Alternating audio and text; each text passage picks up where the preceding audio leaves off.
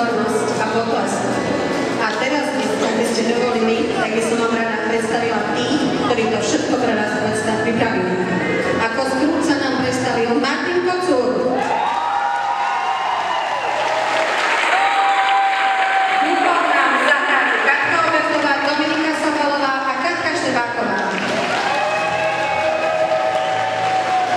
Sekretárku Alžbetu Janka Babolová.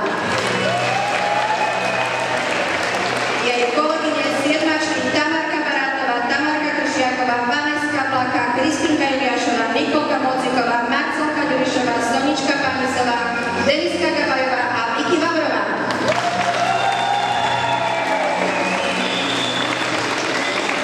Scroogeov synovec a jeho žena Robert Javorček a Nikolka Kodajová.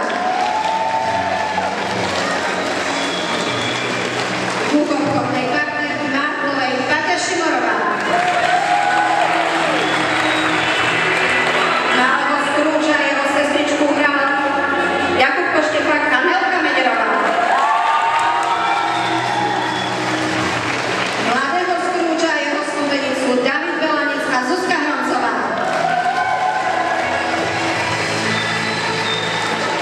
Alžbetine dcery Miška Kalfasová, Miška Jočeková a Betka Haragová.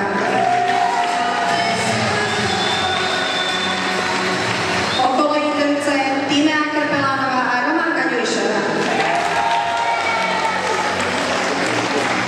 Na večierku tancovali hviezdy z 8. ročníka Ema Hrnčiarová, Anna Mária Ziblačková, Tímea Kovačová, Nikola Poliačeková, Dominika Hareková, Aneta Mikulovská, Viviana Dolinajová, Magdalena Dolinajová, Patricia Motuzová a Zuzka Hroncová.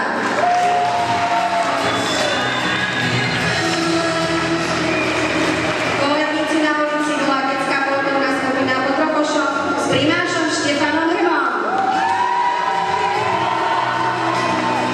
Na muzikách hrala Katka Čičvancová, Jarko Harak, harmonika Betka Haraková, Mirko Harak a basu ťahal Juraj Linka.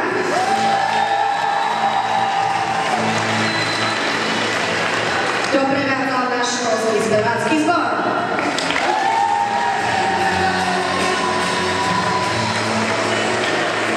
S ozvučením nám pomohli obecný úrad Nevidzaný Jaseč a za výsačný pult dostal